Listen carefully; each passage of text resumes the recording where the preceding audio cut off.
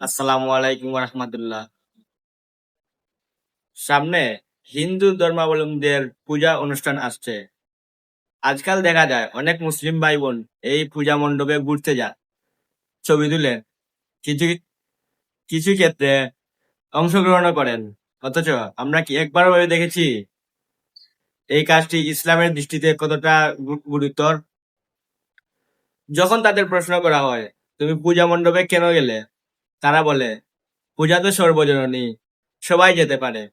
আমরা তো পূজা ক- আমরা তো পূজা করছি না, শুধু ঘুরতে গেছি। আচ্ছা, কখনো ভেবে দেখেছো পূজা কি সাধারণ উৎসব নাকি ধর্মীয় আচরণ?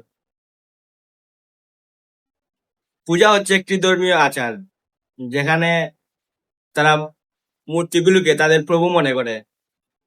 ইসলাম অনুযায়ী আল্লাহর সাথে শিরক করা সবচেয়ে বড় গুনাহ।